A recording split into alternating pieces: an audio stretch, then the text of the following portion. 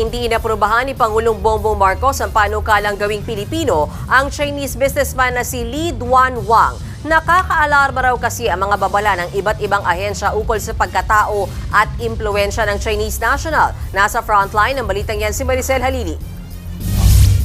Bigong maging ganap na Pilipino ang kontrobersyal na Chinese businessman na si Lee Duan-Wang. Vinito kasi ni Pangulong Bongbong Marcos ang House Bill 8839 na naglalayong mabigyan ng Filipino citizenship si Wang. Ayon sa palasyo, hindi kaya ni PBBM na magbulag-bulagan sa anilay mga nakakaalarmang babala ng ilang ahensya ng gobyerno tungkol sa pagkatao at impluensya ni Wang. Naisipaalam ng Pangulo na kung may mga kaduda-duda, interes, at hindi naman po bingi ang ating Pangulo para dinggin at pakinggan kung ano yung kanyang mga nakukuhang mga data or facts about supposed to be grantee.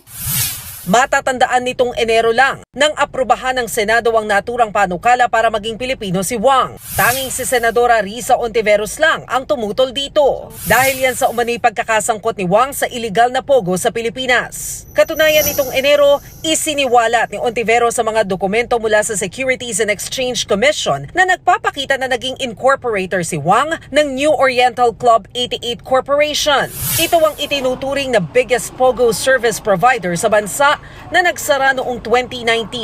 Kinumpirma rin ng Presidential Anti-Organized Crime Commission o PAOK ang mga dokumentong nakuha ni Ontiveros. Pero iginiit din noon ng author ng panukala na si Senador Francis Tolentino na dumaan naman sa malalim na pagsusuri si Wang. Yun nga lang, hindi pa rin kumbinsido rito si PBBM. Ang Filipino citizenship ay isang pribilehiyo. Hindi rin ito dapat gawing kasangkapan upang pagbigyan ang pagsulong ng mga kaduda-dudang interes.